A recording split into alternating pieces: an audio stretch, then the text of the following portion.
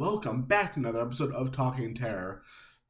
First off, a huge apology from me on the delay on getting this episode out. I recorded this interview about a month ago, but have since been moved into a new space. I had to move a bunch of stuff out of one place, bring it to this new place. As you can see, I am in a new space right now. This is the new office area, which I'm super duper excited about. I have been posting on my social media pages, mostly my Twitter page, about what's next for Talking Terror. Stay tuned for the end of the video for a more detailed update on that. On this episode of Talking Terror, I got to sit down and chat with Justin Martinez and Virat, two wonderful directors, both of which directed segments in the latest VHS installment, VHS Beyond. Justin has also directed an installment in the original VHS all the way back in 2012, so that was a fun conversation to have with them. Virat has also directed some independent short films and is currently working on some new stuff that's coming out. So it was a great conversation with some great directors who I really hope to have back on in the future. I love both their segments in the new VHS. So it was a blast talking to them. As always, I thank you guys so much for watching this episode of Talking Terror. Be sure to stick around after the show for a special announcement for what's coming next, and I'll see you on the other side. Peace. Hello, everyone. This is Jacob Harper with Talking Terror. I am joined by Justin Martinez and Virat, both directors from VHS Beyond. How's it going today? Great. Thank you Hey, for having us. yeah, thank you for having us. Of course, thanks for being here. It's a real pleasure. I really enjoyed VHS Beyond. I caught it I believe it was the premiere at Fantastic Fest, and it was a blast. And so it's great to be here talking with you guys. I loved y'all's segments. For those unaware, Justin Martinez directed the Live and Let Dive segment, the horrifying skydiving segment, for if y'all are aware. And Virat Pal directed the Dream Girl segment, which is balls to the walls insane. um, it's they're both such great segments. Um, I want to start by talking, Justin, you're no stranger to the VHS franchise. You had previously directed the 103198 segment in the original VHS back in 2012, and you've also done VFX work through a few of the other VHS installments. So what's it like coming back to this franchise, doing directing a new segment?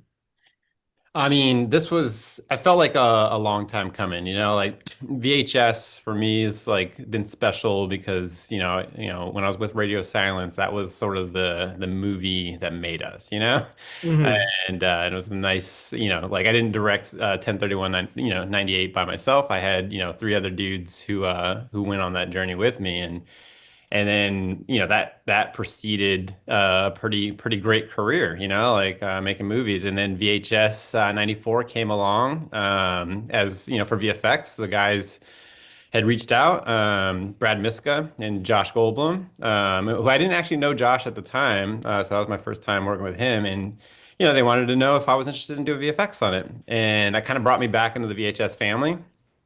And I had fun, doing VFX, but I always wanted to direct something again, like, and I felt like I could do it, and projects would come in, I do a lot of VFX, and I was like, I can't wait. I hope I get to do the next one. I hope we get to do VHS 99, nothing. VHS 85, nothing.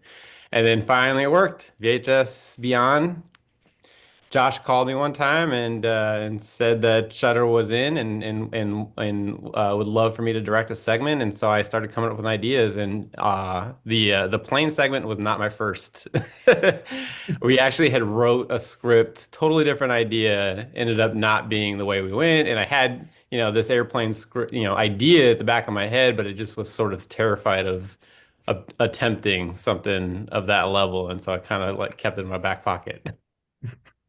Nice. I mean, it makes me feel better that you were at least terrified because that skydiving segment scared the shit out of me. So it feels good. The pain was shared a little bit on Yeah, I that. remember when he first said yes, and he came back to me, he's like, I pitched I had a soft pitch for the idea for, which was basically based off of, there was a while back, these two planes that had, skydiving planes that had collided and everyone survived, but they all poured out and it was just this epic thing. And I felt like this is the start of a found footage movie, and I pitched that to Josh, which was basically no story. It was just like, this is where I want to start from, like a midair collision, with a UFO and everything, and then we just go from there. What happens, and to think, like after I pitched it, like how hard that was gonna be to pull off. I actually got really scared of the idea of I like not that I'm afraid of heights, and I'm not really, I fly all the time, but like I don't like small planes. And I suddenly was like, what did you do? Like what? Like I mean, I grew up, I watched La Bamba, man.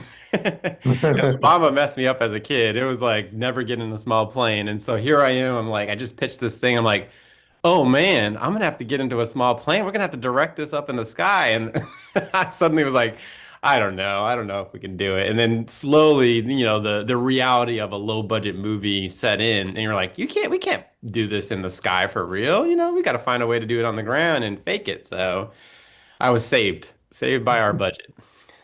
That's fair. I mean, like I was looking at some of the behind the scenes photos on the Blu-ray, and uh, I will just say your VFX is insanely impressive. I mean, you could have fooled me that you actually shot it in the sky.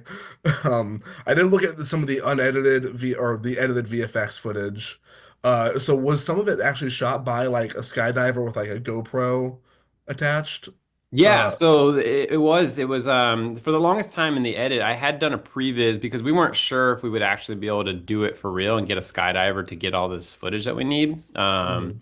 And along the way, sort of the producers kept asking me to kind of up the horror in the sky. And I was trying to take it easy on myself and just be like, oh, cool, they crash and they fall down to the ground, they parachute. Cool, we're done, we're out. And they were like, no, let's, whatever you can do to make it. So that's why you got a guy falling with missing a limb, it's just like trying to find ways to really kind of it made it harder to produce. Even just the idea of seeing someone deploy their chute was like a coordinated effort to have a skydiver, real skydiver, get some other people who will look like our characters into suits, and we're on a low budget, so it's not like we get to bring in the film crew. That Mhm. entire scene I directed from a distance over the phone, basically, like over multiple jumps.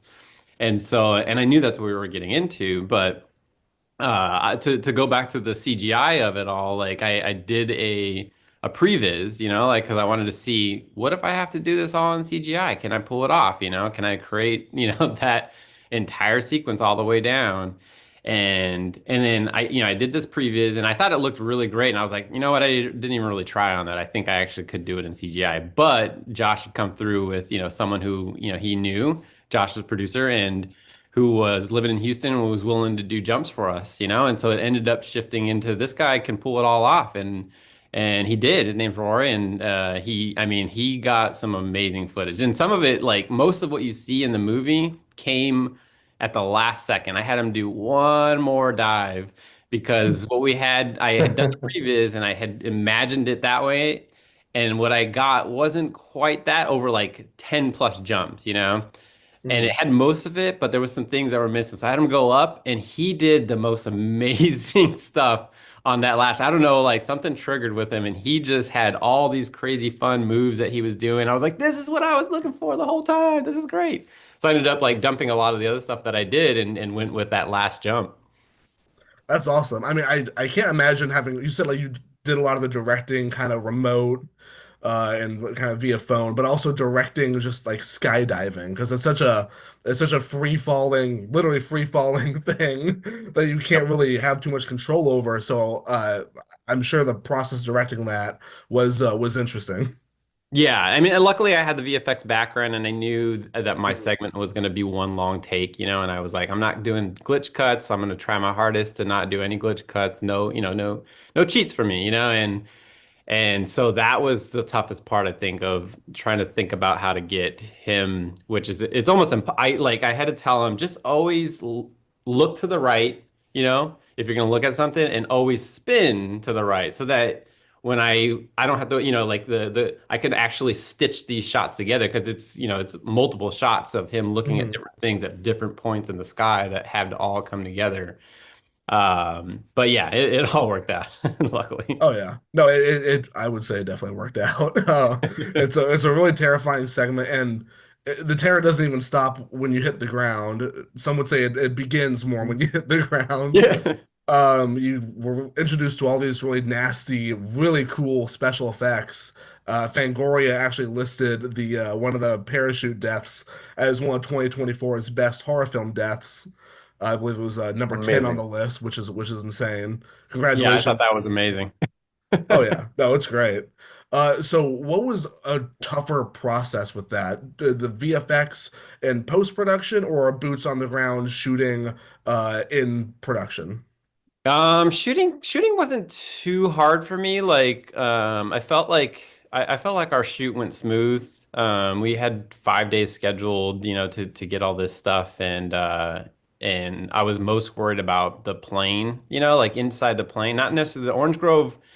I mean, I have tons of stories. The orange grove wasn't an orange grove initially. It was supposed to be a cornfield, and the time of year that we were shooting in California, that just doesn't exist, And Mhm. so, like 2 weeks before, I'm not even joking. 2 weeks before we were supposed to shoot, we still don't have a cornfield, and so the producers asked if I could find a way to pivot. And so they were shooting on another, set out here for another project, Stork, and they had me come visit that set because there was a location nearby that they wanted to see if I wanted to check out. So I went. There was this long strip of orange grove there, and I said, "Man, that's got pretty much everything I need, like I just need to be able to hide an alien, and you can't tell where you're at." And I want it to be endless, like endless cornfield, endless orange grove. You don't know how to get out. And so I told my writer buddy Ben, I was like, I think we could pull this off with an orange grove, and we went and we scouted it, and I was like, there was one thing I was like, man, he's got to throw a rock at an alien. I kept looking around. I was like, we're throwing an orange at an alien. I shouted it to everyone on the scout, and that's where it became real, like that the orange grove was gonna work. But yeah, but the airplane was what I was most terrified to shoot, just because as like they were able to get me this Cessna plane that didn't actually like movie trivia, it doesn't actually match the CGI thing that you see in the sky when he's falling. It's not the same model plane. But Mhm. I'd already done the airplane destruction before we found a plane, and I didn't have time to go back. It took me that shot. There's two shots of him looking up and you see the plane falling apart. Those two shots took me 2 months. It was that much time. And because I'm not a crazy like 3D, like destruction guy who can do Godzilla. Uh, Mhm. it took so long. And I was like, there's no way I can go back at this point and redo it. So like they finally got this plane. It was close enough. They purchased it. The dude was like, you can, basically borrow it, I guess, at the end of the day for $500, and I'll even help you hoist it up on a truck. They shipped it to the studio and could put it on the stage. And I was all about it. That's how I wanted to shoot it. But like it became clear over time that like some of the things that I wanted, to happen to let me turn off this alarm. Some of the things I wanted to happen to help sell the realism of being on a plane in the inside was like I hope that I can get the people to sort of shake around without having to shake themselves, and so like initially we were like, well, maybe we can build something and we can hoist the plane on that in the stage and it could be a thing that can move. Like this is because this is a low budget, on a big budget thing. Mhm. You just put it on hydraulics and all that stuff, and it's, someone with a remote control having fun. On this, it was like the alternative was maybe we could put it on tires. Well, that like in reality, it actually wasn't going to work, when they finally got it there and got it cleaned out, and they're like, at the end of the day, this thing just has to be on solid ground, and so like you have this plane on a stage that can't move at all. Now, how do we sell the realism of it? My DP was able to sort of rig up lights and one, key light that he said was the sun, and this would be on a jib, so that would give us sort of that ability to move the light to kind of sell the idea that the plane is shifting. All right, that Nice. handles the light. Now the people, everyone's got to now sell the movement, and that's probably still to this day the hardest part. Even when I watch it, I'm like, yeah, I can kind of see that it's not, not quite there, but like they did fantastic. I think like I'm really happy with how they like my actors sold that interior, especially. I mean, there's so many points when, they hit turbulence and people have to fly up and they all have to do it in sync. So it's everyone, like we had to find ways to sort of, it's a tight plane to get them in position and be like, all right, 1, 2, 3, jump, at the same time, just to get those moments. Oh yeah. Oh, yeah. And I mean, hey, That's like I said, amazing. they totally sold it. I mean, I believed it was a plane in the air. So I Awesome. was, no, yeah, it's totally Job pulled done. off. Absolutely. Now, Virat, kind of on the other side, I know Justin's, been in the VHS franchise for a while. You're a newcomer to the franchise. Had you seen the previous VHS installments when you were approached about possibly directing a segment?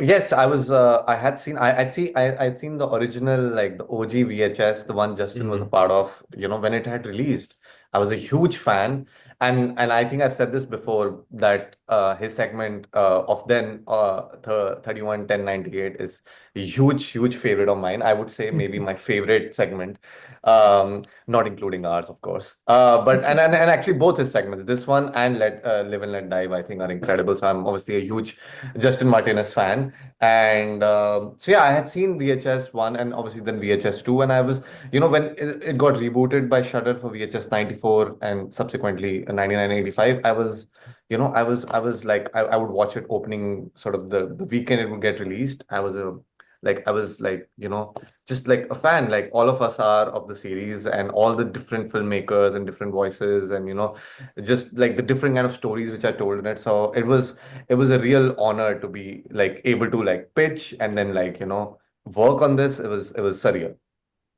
Oh yeah, no, and your segment Dream Girl was fantastic. It took me Thank you. by, I mean, I don't want to say it took me by surprise because I always expect all the VHS segments to be super fun, super wild. But I mean, that one really just goes like totally off the rails crazy, Yeah. in some really fun ways. It has some insane practical effects as well. What was sort of the process, kind of getting those effects and mastering that look for Tara, the Dream Girl? Yeah, thank you. I mean, the practical effects, VHS especially like is known for its amazing practical effects, and that's what we wanted to do. We wanted to do as much practically as possible. Obviously, Justin, like really enhanced and augmented everything really well with VFX. But like even we used to always discuss in our calls that like getting everything practically in camera is like the right way to go about it. So I was talking regarding some other project with Victor and Esther Chan who are based in Taiwan because I obviously we were going to shoot in India. We needed somebody who was closer. It would have been very difficult to like just special effects makeup is like it's kind of a rarefied skill, at least in Mumbai, and very few people dabble in it, and they're very expensive. So and it was obviously would have been very difficult to get anybody from the States. So we needed somebody from that part of the world, and I was already a big fan of theirs. They had worked on this movie called The Sadness, which had come a couple of years ago, and like it was, it had some insane gory practical effects. So I just reached out to them. They immediately came on board. They were super excited by the idea of creating this kind of, unique sort of like Android come fleshy Cronenbergian kind of design of something we've not seen before. It has echoes of the Terminator and those things we've seen, but also is its own sort of strange hybrid. And Victor Chen, he created this sort of like I showed him a lot of references. He made a design, and then we kind of like showed that to our producer Josh and Shudder, and they really loved it. And then we just like went with it. And funnily, once we cast the actors, which I also did over Zoom, sitting from here till I finally went for pre-production to Mumbai, we had cast all our actors, and we had to immediately get their molds done to send to Taiwan so that they could start the effects over there. So everything was happening kind of remotely. We had a special effects company who was also working locally from Mumbai, but they were doing mainly the molds and kind of assisting the main team of Victor and Esther. So they did the molds, which they did really well, and then it got shipped to Taiwan, and then they did all the effects over there, making different versions of Tara's sort of, this practical makeup and all the other kills. And funnily, they just came, flew from Taiwan to Mumbai carrying all that, and thankfully it all came through customs. So it was yes, that's how we. I mean, it was an incredible feat, and I'm really glad that even on the budget we had, we were able to like execute all this because you want to give it like, especially when you're going against, you have segments which in the sky and have like Mission Impossible kind of effects. You want something that like can match up to that level. Oh yeah, I agree. It is an incredible feat. I mean, it's one of the if I'm remembering correctly, it is the first VHS segment kind of shot overseas, outside of America, outside of the United No, States. there have been some before. Obviously, the two ones. So Timo Johanto worked on the two ones which were shot in Indonesia, which That's was right. Safe Haven and The Subject. And Mhm. then they also, I think, did one in Mexico, That's which was from VHS 85. So, but I guess so it's I think this is the first one what one can say in South Asia, and mm. I obviously Timo Chanto has been a huge horror staple as a great like sort of director in the genre space for a while. So I think it's the fact it's the first one in India, but obviously you get to see something totally unique and different in this one. Oh yeah, and I totally forgot that Gigi had directed hers in Mexico, and also The Subject, which is one of my favorites from VHS 94, Yes, as well. great The segment. subject's Uh, amazing. the Subject is Yeah. so good. Oh my God, it's such a good one. Um, I had this in my notes here, Virat, because Tara kind of, like you said, kind of compared her to the Terminator, and I was curious, do you think would win in a fight, Megan or Tara? My Megan poster in the background. I had to ask I the can see the question. Megan poster. Well, from what I see, the new trailer, which is of Megan 2, it seems like she's pretty like badass. But Tara can like do some crazy shit too. I would just say this.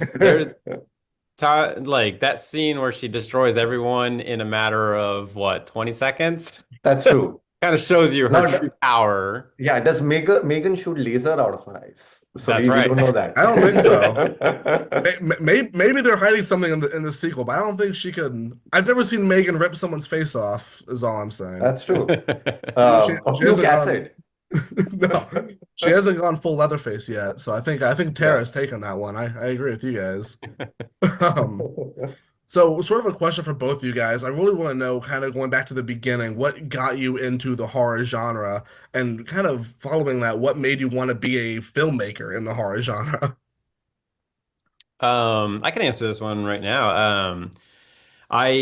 Yeah, like I grew up watching like Friday, Nightmare on Elm Street. Like those were my go-to horror movies growing up. But then I kind of like got away from horror, and I didn't really, wasn't really into horror for the longest time, and I was way more into sci-fi stuff or like monster movies like Jurassic Park and stuff. But even though there are horror elements in these movies, it just wasn't your typical horror.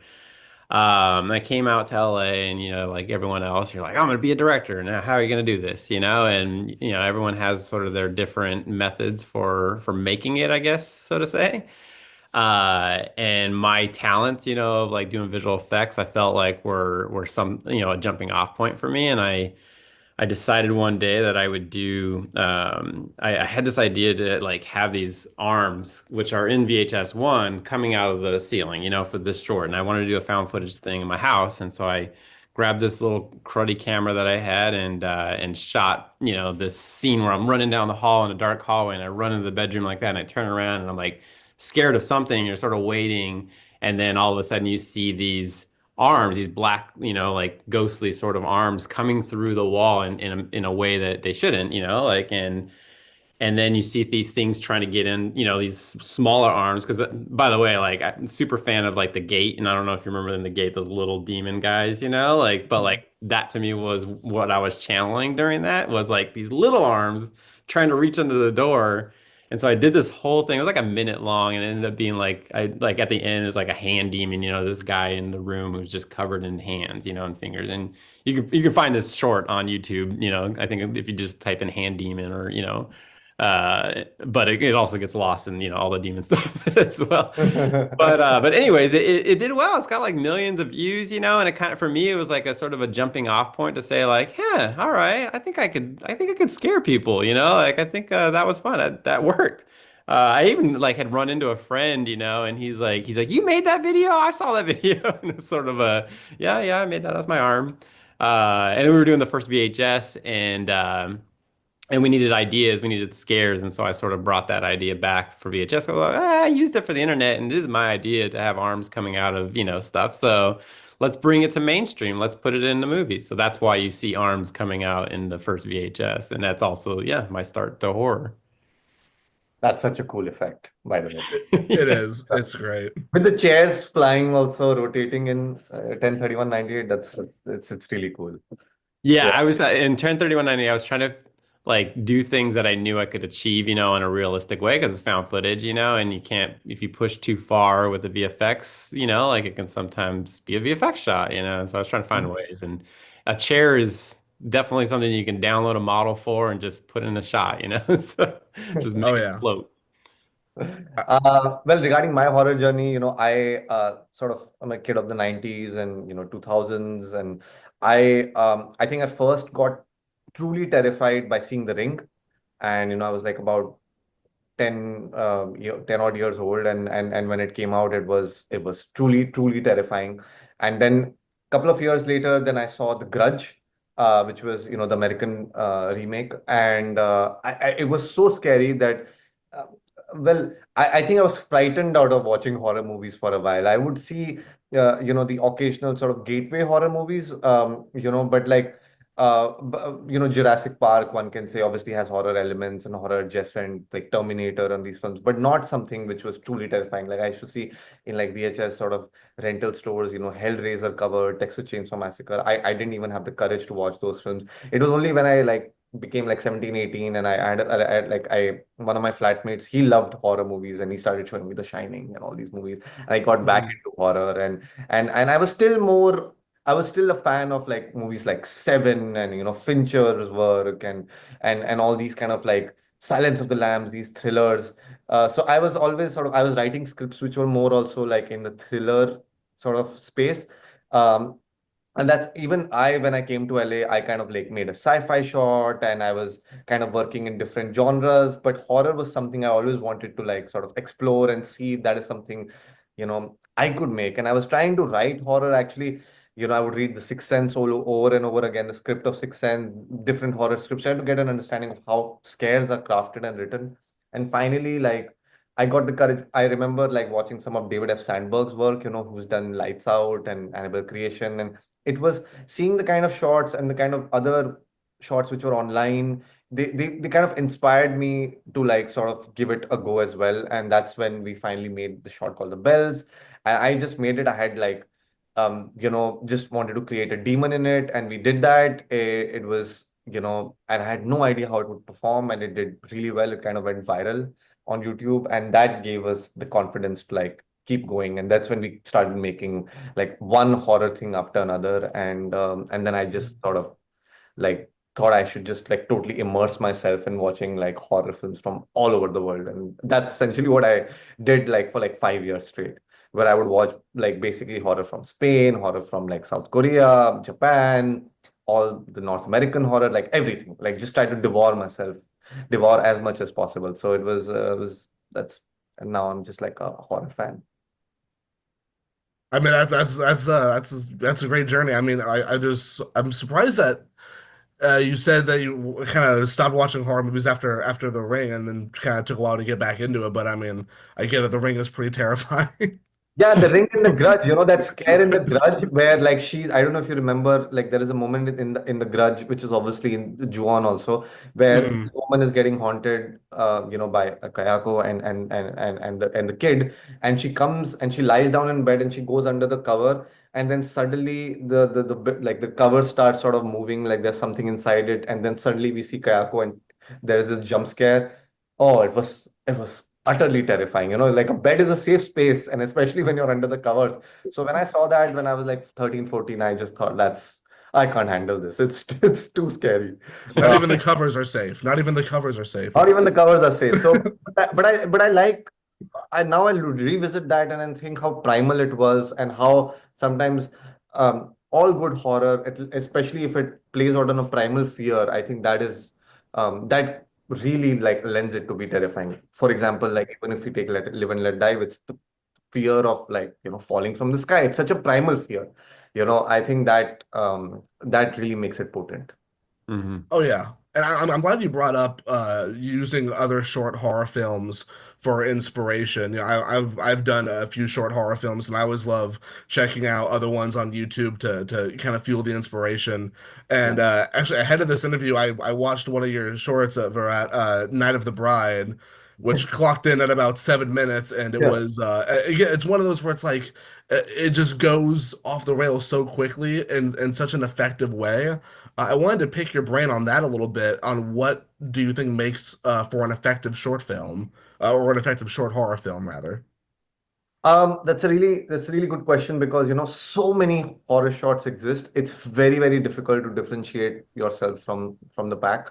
And Right. I think first and foremost, and this might be a very fundamental, basic answer, is that like you should need to have a good story, and you should, sometimes there is there is a sort of motivation to just have a great scare and just for it to be more of a proof of concept, and that's I understand where it comes from, but I think to make a really effective horror shot, how much ever long it might be, 3 minutes, 6 minutes, 9 minutes, it should feel like a complete meal. Like it should have a beginning, middle, and end, and it shouldn't feel like a commercial for a big movie. I think when that happens, you're trying to tell a full story, how much ever short it might be, and it can have an ambiguous ending. It could have like sort of it can make you sort of it doesn't need to give all the answers, but like I think first and foremost that just try to make it as tight and lean and mean as possible, and just like try to, again, this might be my personal perspective, try to have like a hooky sort of idea in it, which is just kind of, different from the others. And Mm. that's where we were trying to do with Night of the Brides, just it goes off the rails somewhere around the mid mark, and by till then you have questions, and then and I think that's what all the horror shots I've liked. Even something like I'll go as back as to Mama, which was the shot made by Andy Muschietti, which was then turned, which Guillermo del Toro saw and was made into a feature. Even though that shot is only 2 minutes, it presents so many interesting questions. It's such an interesting shot. It hardly has dialogue, but there is so much mystery in it, and it feels like it's trying to tell a story. So was the case with obviously Lights Out. So was the case with so many, many like interesting shots which have come, horror shots which are there like online to watch, and just obviously just tell the story you want to tell and just make it as effective as possible. Oh yeah, I agree, and I really like your point where you said like it shouldn't just be a commercial for a longer movie. I'm a big fan of even shorts having a complete narrative. That's something I always strive for, and I like to see other shorts that Yeah. strive for that as well. It can be tough because you have such a small period of time, like 3 minutes, 4 minutes. Even one of Justin Martinez's, shot, which was then later on, like they made an entire series, right? In for the Crypt Hmm. series. That even that shot, like I feel like it has like a beginning, middle, and end, even though it's like so short. Yeah. I think that's very important. And it's hard to do sometimes because it shouldn't because you have such a short span of time to tell a sort of a story, but like that's I mean that should be the impetus, and then you just try to obviously try to make it scary. Oh yeah. Yeah. I mean, I just wanted to agree with him, like in that, like you don't want to have your short feel like it's just a feature that, you like there's structure, you're following sort of that structure of a feature in that you do want a beginning, middle, and end, but you don't want to feel like someone just pulled this from a feature, like straight out of a feature. So I agree with Rod. Oh yeah, I was gonna ask you as well, Justin, like if there's anything like to add to that, your perspective on what makes an effective short horror film. Yeah, I mean, I looked at I like with Radio Silence, like we grew up in that space, like we weren't making features back in the day. We were making YouTube shorts, and that's what we did. And so we got really really good at doing that. At like what's we obviously can't afford to make the feature film that we want to make right now. But we can make mini movies, like and these can feel like movies in a small format, and let's do that. So I mean, like I've always loved like coming up with stories for shorts. I don't know what like it's just it's some for some reason like it feels a little easier, like a little more open. Like I guess like when you think about a feature, we're sort of kind of trapped in a format, for a feature film, like we're all Mhm. like if you go too far out of that format, people are like, that's weird. That's a like experimental movie. So like you kind of have to pull it back in. And it's like with shorts, you kind of can experiment more, right? Like so you're not sort of like people don't go and watch a short and be like, oh, well, that doesn't look like a short that I recognize, like you're sort of like can be blown away by new ideas. And I've always gravitated towards that. And I think that's one of the best things about VHS, even though it's like their longer form, shorts. The door is wide open, like when you're talking about a short film for VHS, so you can come up with the craziest idea, and it's if it's something we haven't seen before, it's probably going to make the cut. Like, and that's always been my approach. I like when it comes to short films. Oh yeah, I mean I agree that short films open up way more opportunity for kind of weirder ideas. People can take weirdness in small doses, but like you said, you kind of stray off the path of a feature film, you may lose some of your audience. I Um, would say, like, I would even add, like, to Justin's point, like, he's totally right. You get to experiment with new ideas. And as a filmmaker, that can be very liberating. You can just go balls to the wall and do something so weird, so different, so crazy. It could have, like, a lot of dialogue. It doesn't need to have dialogue. It could be just experimental. And people will be willing to accept it. It could range from any different sort of durations. And as long as, it's sort of like in a short format, people will be more willing to give it a chance, which features can have. Um, like I was, it's funny. I was watching Skinnamarink the other day, and it's such an experimental feature, and I really admire the fact what Edward Ball was able to do. Um, but like it's such a gamble to make something so experimental, and it doesn't always work. And in his case, it really, really works and works very effectively. But like in a shorter sort of format, you can do so many things like that. Yeah, that's why shorts are such a, and obviously VHS, as Justin rightfully said, you only are encouraged to think of as crazy ideas as possible. You have no idea how happy it makes me to hear someone talk about Skinamarink. I love Skinamarink. I know it's kind of a polarizing one, but I've always really adored it. And the short film that came before Skinamarink that was kind of his jumping off point for the central premise. I mean, obviously it's a different plot line in the short, but the premise of like waking up and all the doors and windows to your house are missing and you're kind of trapped. The short film, Heck, that Kyle directed before Skinamarink is really good. I'd highly recommend it if you haven't seen it. But I'll check that one out now. Yeah. I love Skinamarink. I always feel vindicated when someone talks about Skinamarink. I love Skinamarink. Sorry, guys, I had frozen up, so I don't know what you guys are talking about right now. I'm back in Skinnamarink. Oh yeah, no, but Mariah had mentioned Skinamarink and how it was an experimental feature and how it's such a gamble to make one of those. And I'm happy to hear people still talking about Skinamarink because it was one of my favorites from I believe it was 2022, 2023. It was Yeah. Yeah. Yeah, it was my one of my favorites from that year, and I know it was kind of polarizing with horror fans, but I've always loved it. I didn't see Oh, it. I haven't seen it. oh, highly recommend. I mean, Check it yeah, out. it's weird, but I like it. I really love it. I like So, weird. me too, me too. That's why I love the VHS franchise because, like y'all said, like the door is open for VHS. I feel like every time I feel like I've seen it all, I go watch the next VHS movie, and I'm like, nope, I haven't seen it all. Yeah. Yep. I love it. I love the VHS franchise. So I'm And gonna we turn it got, over. I What's was up? gonna say you got VHS coming soon, or VHS 8, so Oh, dude. get ready for more. And can I just say, I'm gonna manifest this. I need to direct a VHS segment. Dude, I'm on my knees begging. Whatever I gotta do, I will do it. Put me in, coach. write the idea, man. Put it on a page, like it's not that, yeah. It I, wouldn't be I that hard literally, to sort of pass along a script. yeah, I was I thought exactly like you. I remember when VHS 94, no, it was my VHS 99 had come out. I was in India back then. I was visiting my folks. And I Mhm. remember the weekend it dropped. My wife and I saw it like the night before. We saw it in the night, and the next day we were taking a flight, and I was going to the airport, and I told my wife Nehal, who also sort of was a producer on the short on Dream Girl with me, and I was telling her how amazing would it be for them to do a VHS segment in India. It's probably never going to happen, but I would love, and these are the ideas we could do. And I was just telling her for this 1 hour like airport ride, and it felt at that point like sort of a dream, but like I couldn't believe it. Like dreams do come true. And I have to like give also a shout out to obviously Josh Goldblum, our producer. He is such a visionary and he comes up with these incredible ideas to like, take the VHS franchise and obviously Shudder, everybody involved. They really take chances and I really applaud them for that.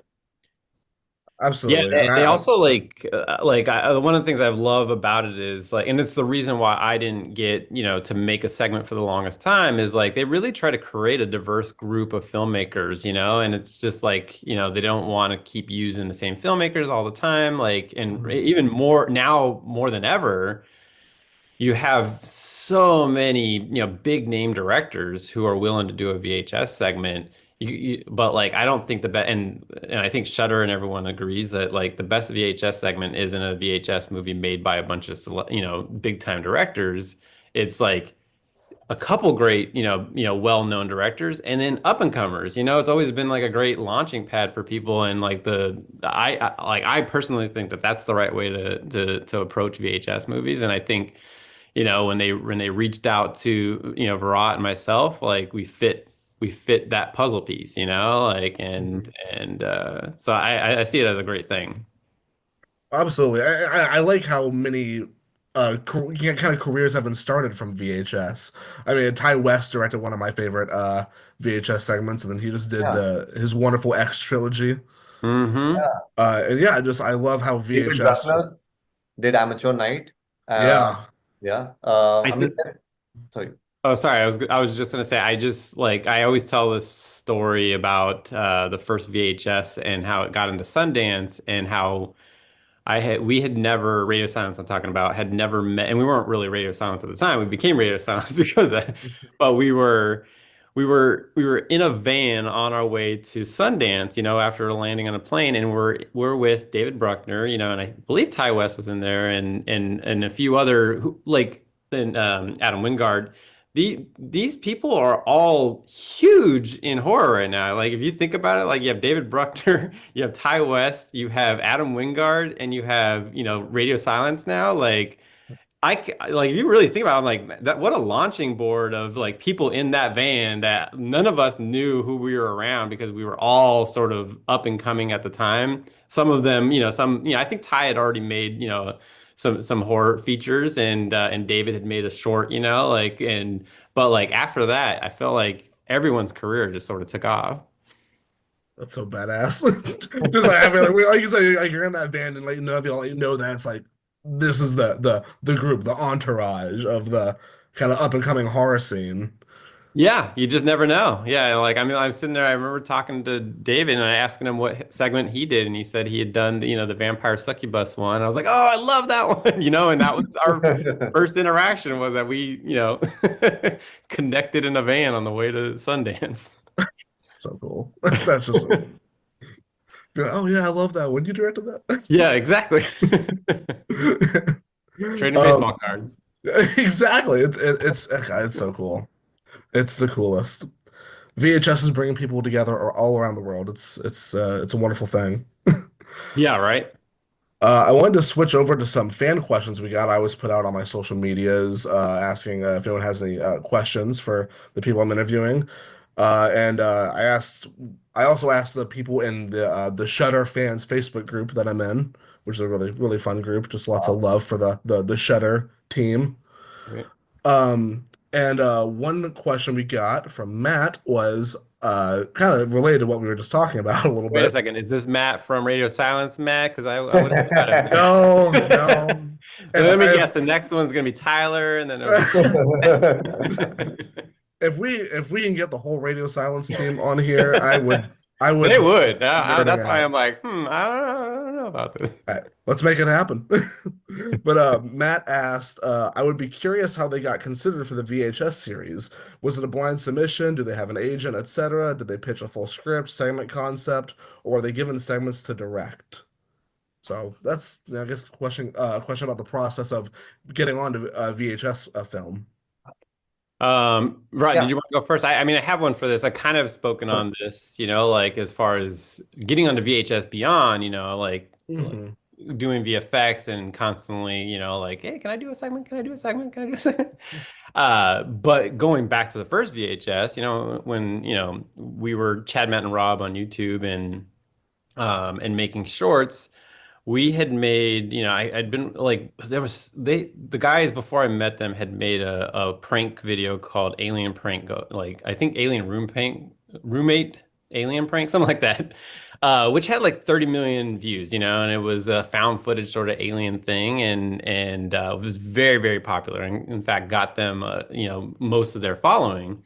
And so we were making a lot of like choose your own adventure things, a lot of stories, but everyone kept in the comments, make another prank video, make another prank video. And finally, I was like, guys, we should probably make up another prank video. Like, there's a lot of people here who are just like requesting it. And I kind of like, I pitched this idea to the guys of like doing like a prank on a prank on a prank, because I felt like everyone was aware of the prank on the prank in the first one. Let's just like really mess with them with this one. And so we ended up shooting this thing called, the Mountain Devil prank.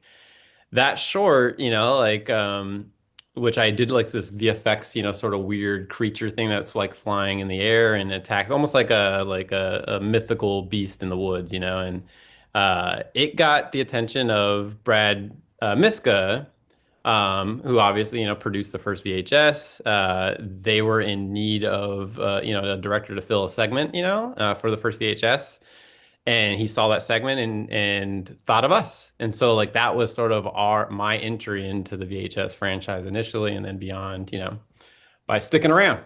Yeah. And in my case, it was, I mean, again, I would always, I I didn't even know what was the pitching process of VHS. I mean, I do have reps, but we never even discussed that. And I would always wonder, like, how do people get selected for it? But I never gave it a thought. It was just I was just a fan of the series. And what had happened was that it's funny, I even saw the announcement of VHS. That time it was called VHS 7. And it was on my birthday, I remember, in 2023. And I'm like, damn, wow, they're doing a sci-fi one now. And like they're gonna probably announce the directors next year. And I can't wait to see who the directors are. Like it was really like, I was just excited for it. And I think about February, there's a huge director in India. His name is Anurag Kashyap, and he's been a very good sort of, I would say, like a champion of my work. And we've spoken in the past about projects, and he had seen all my shots, and he knows I love horror, and I'm really immersed in horror. And he doesn't make horror films, but he loves horror and genre films. So I think uh, if I have to like sort of piece together what may have happened prior to me actually talking with Shudder, is that Josh Goldblum, who's our producer, I think there were conversations, and he probably pitched an idea. What if we do like a VHS segment in India? He was watching a lot of Indian films, and I think he was very inspired by like that, and he thought like, why don't we do something outside the US, and why not India? And I think when he pitched that, there were conversations of who could do something like that. And he reached out to this really nice journalist, George Hurtado, who's like, he's a film journalist based in Austin, but like he like really knows sort of Hindi Indian cinema really well. And he suggested talking to Anurag Kashyap, who was this huge, like, he's like as big as like Tarantino, like in India as a filmmaker. And he's huge, and has been for like 2 decades. And I think he immediately recommended me. And I literally woke up one day to a message from him saying, hey, do you want to do a VHS? Because I'm recommending you if you want to do it.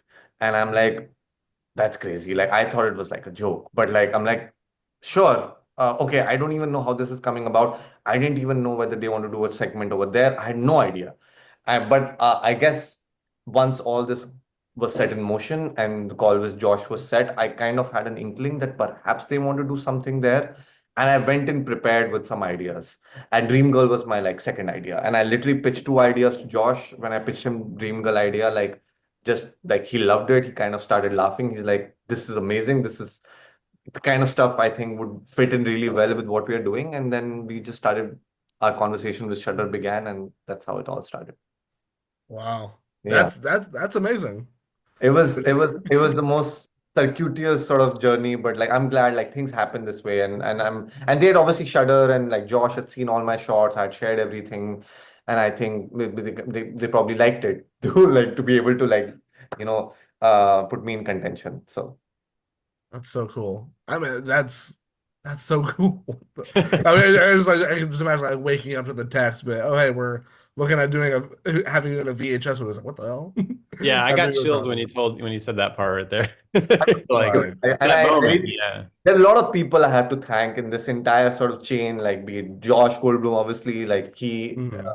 you know, as our main producer and like all these filmmakers and people like who like kind of championed me and supported me. I think that really helps, and then once you're in it, you just have to like make the best segment possible. You have to give it your everything because you Hmm. have so many segments in the past, all these amazing segments and all these VHS films, and you want to match up to them and do something different and crazy. And I'm glad you even brought up the practical effects because I was constantly thinking I barring like literally like a line of an idea of what the other segments were, I knew nothing.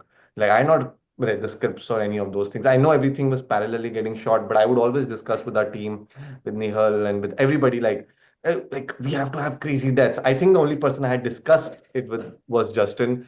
So like I would ask him how we should do our practical effects and everything. But like that was something I was constantly thinking about. Like we have to have crazy kills because I'm sure other segments are going to have like some crazy practical effects, and we need to be of the same standard. Well, it's interesting that you bring that up because when I was talking with everyone at Fantastic Fest at the premiere, kind of one thing that was brought up is like the shooting process, how everything's kind of shot in tandem with each other, but no one really knows what the other person's doing.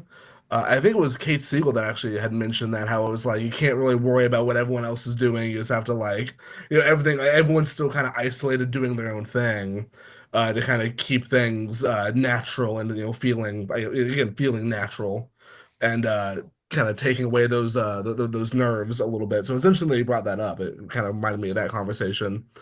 Um, and you had Yeah, to also kind meant of branch off of that, I had, because I did vi visual effects for all the segments, I probably am the wild card here because I did know every one segment, because I had to. I had to like help them, achieve their vision. But I do remember like getting excited about the practical ideas that not the visual effects, like that, like everyone, because for the most part, VHS tries to avoid, VFX, and I think that's really fun. I think the horror genre, we love our practical effects, and same Mhm. here. And I remember running into sort of a roadblock because I had to decide if I was going to do a CGI alien or if I was going to try to do a practical alien. And I wrote something that is a little closer to what you would find in like a Cloverfield movie or something like that, where it needed to be, I wanted it to be fast, and I kept thinking, man, if I put a guy in a suit, it's gonna look so funny. It's just not gonna work. It's not that kind of movie. We don't have the budget to, like, and I waited, and even Josh, they all present. They were like, we thought, maybe we might do this practically, do the alien practically, and I thought, yeah, I feel like that. I mean, like the stork turned out awesome, but like I don't, my short doesn't have the luxury of an alien that stands around to be scary, and I think I'll run into issues on, with our budget when it comes to something that needs to run, like that needs to like run and attack you, and I can't picture it working practically in any capacity. So I was like, all right, now I'm gonna be in trouble because I now need to pull off CGI that will make horror fans, happy. And I don't think I fully pulled it off, because I sort of obviously having to do all the VFX and other segments, I had to stop on many of my shots, which like every single one of my alien shots, I'm like, man, I need another pass at animation. I know I can make that more real. every single time. And I was like, but I can't. I got to move on. I got to move on, like, and it is what it is, like, and hopefully it looks great, like, and it gets by. But I do remember thinking like, well, I got to make this the best I can because I will. This is the thing that will, I'll get ripped apart, in my short the most on, like because CGI is a thing, and I only say this because I dealt with it in the past because I did the Reaper on Southbound, and on Mhm. Southbound, like again when I did visual effects with Radio Silence back in the day, I was not doing CGI stuff. I wasn't at that level.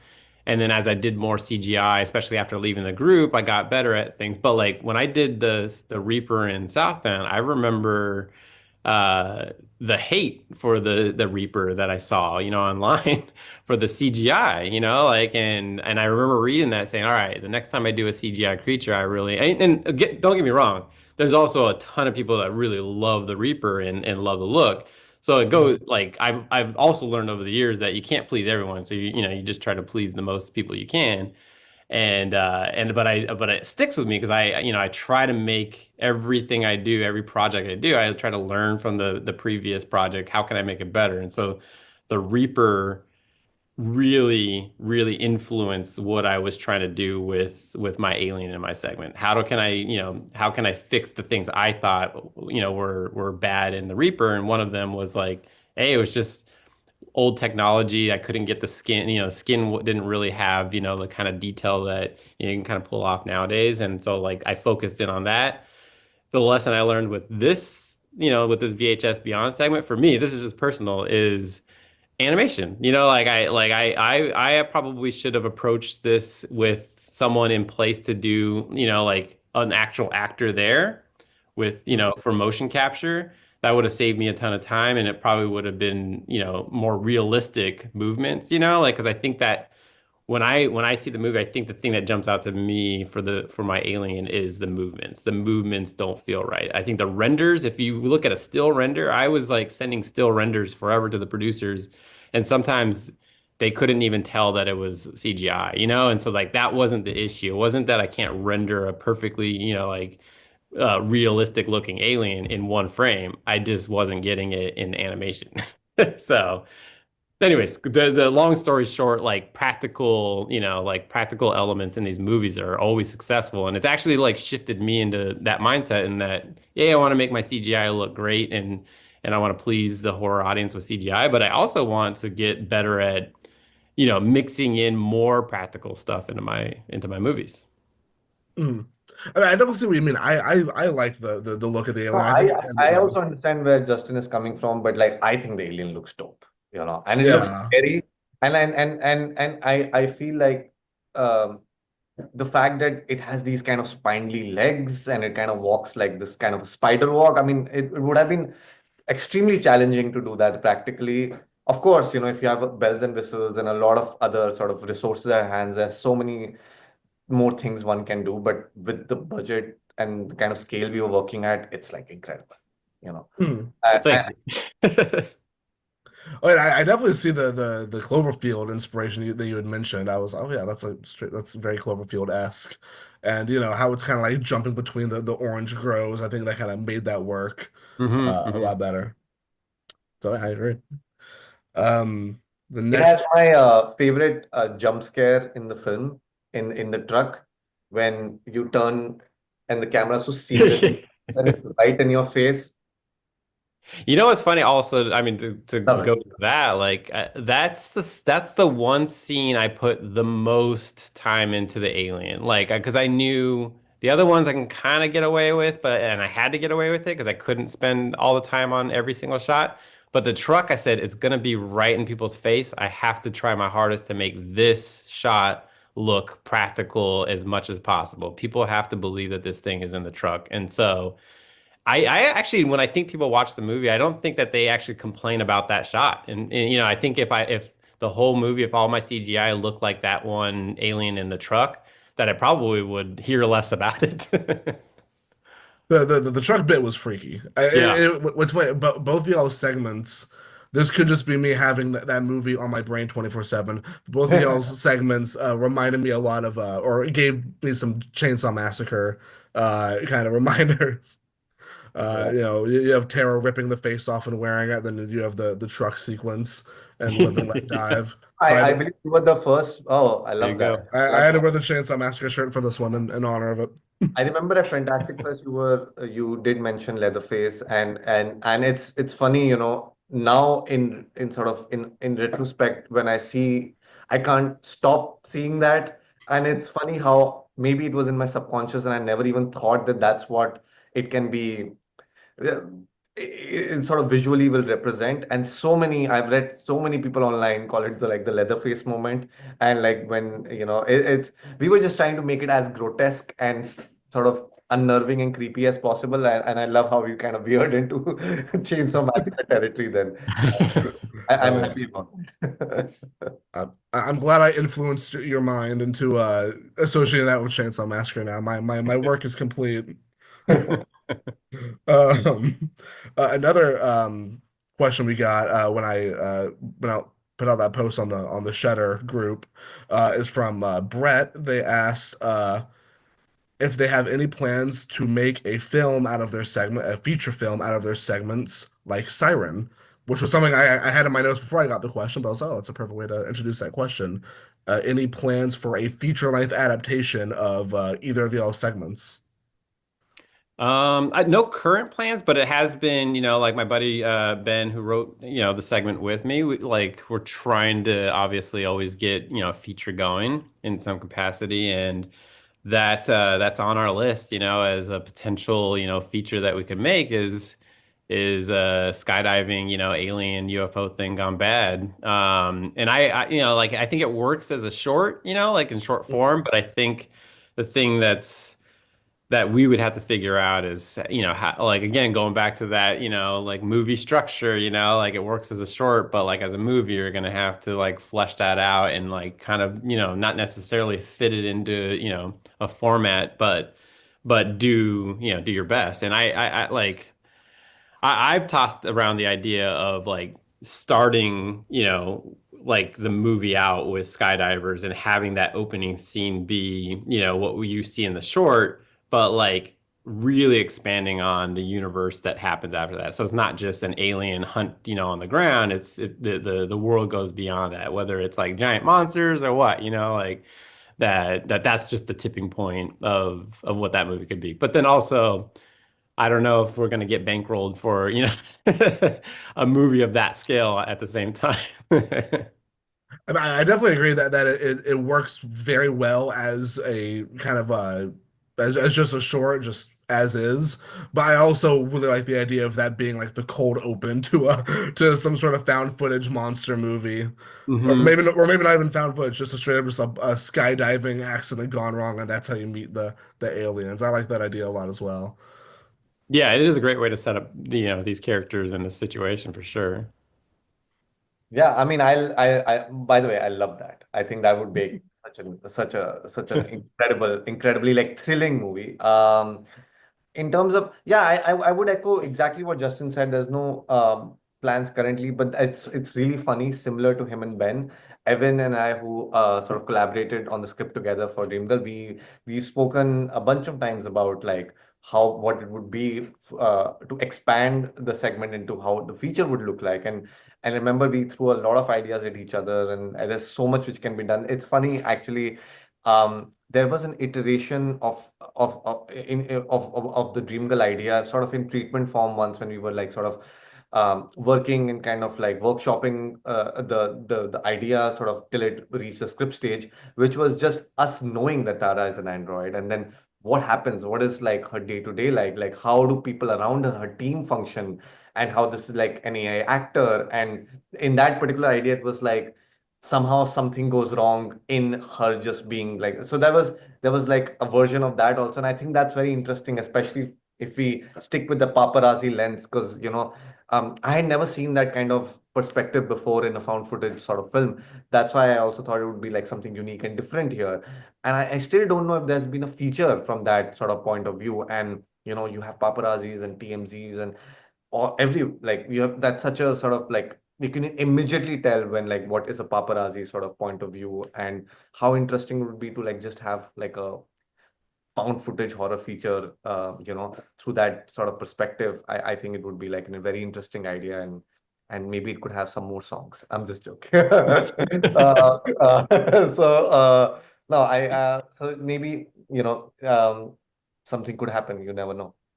Why don't you know what you could do is make it part of the Megan universe. So you just, Oh, There connect you it, go. Tara versus Not Megan. that it's Megan 4, but it's like a side, like an alt movie, like kind of how they did Yeah. Rogue One, with Star Wars, it's not, Yeah. doesn't necessarily follow that. They are, if I'm not mistaken, making a spin-off of Megan where it's a different android. So maybe Tara can come in on that. Oh, There you And then we I, get Megan versus I Tara. have to talk with the producer. Thank you. I mean, that's all it is right there. You just need to do, yeah, we're back to that. Didn't we talk about that earlier? It's just Megan versus Tara. Yeah, exactly. Um, one thing, I did really like how the protagonists of your short were paparazzi kind of TMZ guys, because it made me feel a little bit better when they got their faces ripped off. I was like, okay, well, Yeah. if it's gonna happen, happen to They them. get that come up. Yeah. Yeah, exactly. I was like, don't feel too bad. Um, Cool. And then another question we got via Instagram from Alan Carroll was are you working on anything else at the moment? And they put in parentheses, hopefully another VHS segment.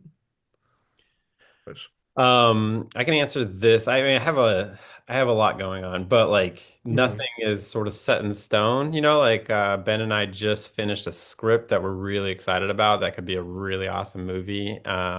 Maybe with Shutter, maybe, but really TBD on that. I got a couple other things, that are just so close to, to becoming real, but then when you're making movies, it's not real till you're on set, and I learned that a long time ago. So you just keep chugging along and hoping that you get that next thing. Um, but yeah, and I'm also, I'm right now I'm a part of VHS 8, and the VFX side of things. So like I want to, stay true to that, Mhm. and make sure that, like it's in good hands.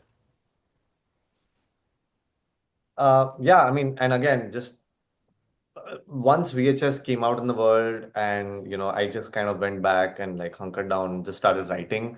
I have like two feature scripts which are kind of like funnily like expanded versions of the shorts I've worked on, because that was something I was working on, and one of them is Night of the Bride, funnily enough, Oh, which we've started to go out with, and I have similar, like there's so many different, like I literally like spent the last 5 6 months just writing, and there's so many different, like they're all feature scripts, and we're like talking to different producers and production companies, and hoping something sort of sets in motion soon, and we just have to keep, like you have to just keep chugging along, keep writing, keep working, but like yes, as Justin says, it's only real when you're on set. I wholeheartedly agree with that, and yeah.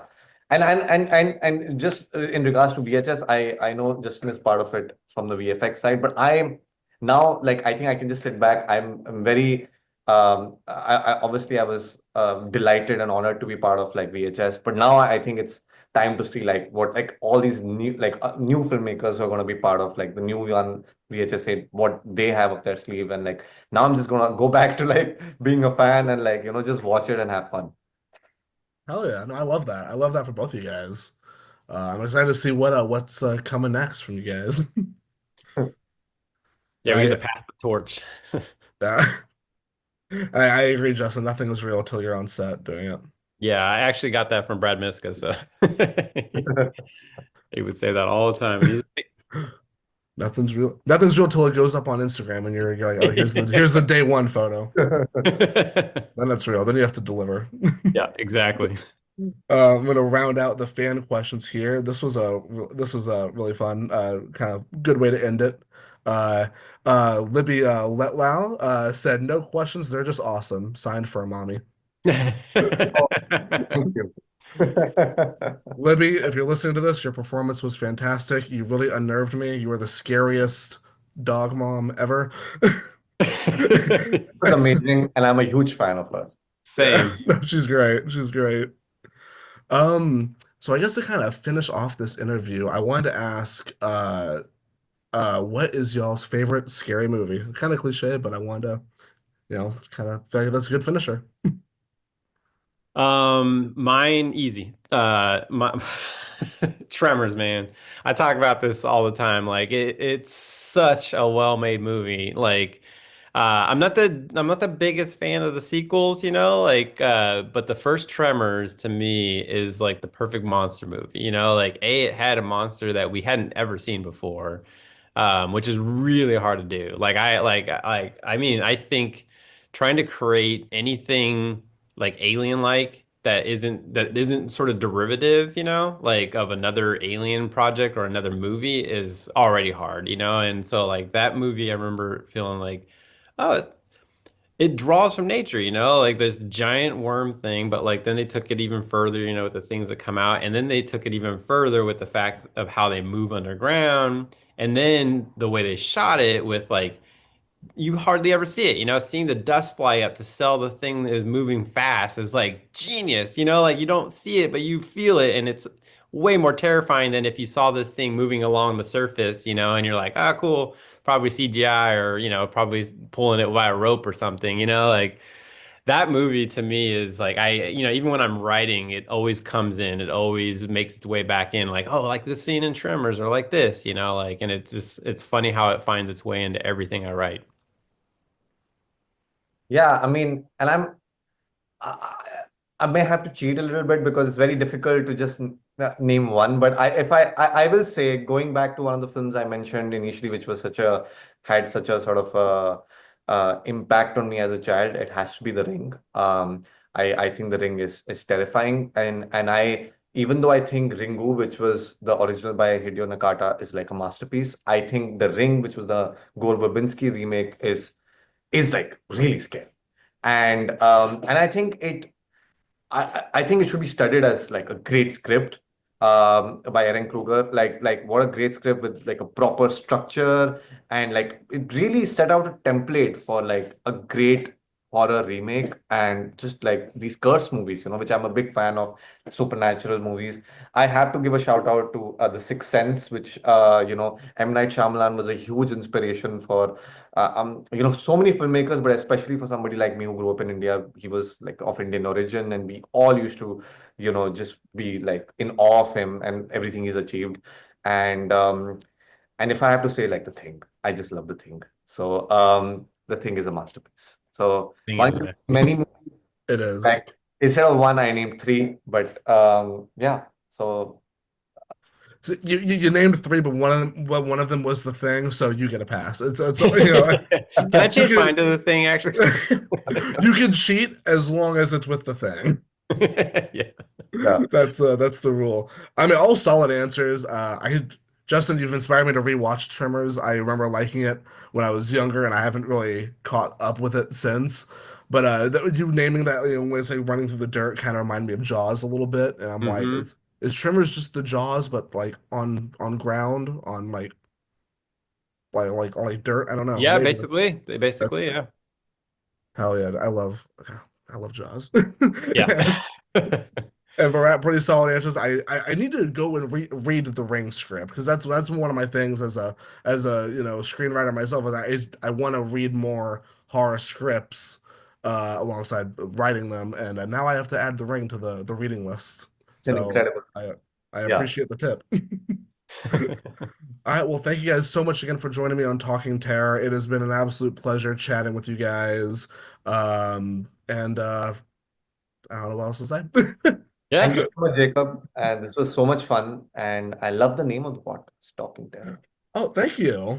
Thank you. I was inspired by like Talking Dead with Chris Hardwick. I really liked that show when I was younger, watching Walking Dead and then catching Talking Dead after. So that's the origin right there. Well, thank you I'm guys so I'm much. glad I'm glad we were able to finally get this interview on the books because Jacob and I have been, I don't know what, it goes back to last year, right? That we've been trying to get an interview going. So we Oh yeah, finally managed to pull it off in May. So I'm glad that we finally did it. and I am forever thankful that we were able to do this. Thank you guys so much again, and I'll talk to you later. Thanks, Awesome. man. Take care. Bye, Justin. See you guys. Thank you guys so much again for tuning into this episode of Talking Terror. I, again, apologize for the delays in getting this episode out to you, but I hope you enjoy it nonetheless. Real quick, I just want to talk about some of the changes coming to Talking Terror. First and foremost, I will be joined by a co-host for most episodes going forward. My good friend Ariani, who I had a lovely time with at Texas Frightmare Weekend. Good friend of mine. She is a total horror fan, so I'm excited to be having her on the podcast more frequently. She has a Twitter account. You can go and follow right there. She just created it, so go show her some love on Twitter. In between celebrity interviews, Ariani and I will be doing episodes, movie reviews, horror news, our kind of takes on that. Franchise reviews. We want to be binging franchises and then picking them apart movie by movie on a sort of mega episode.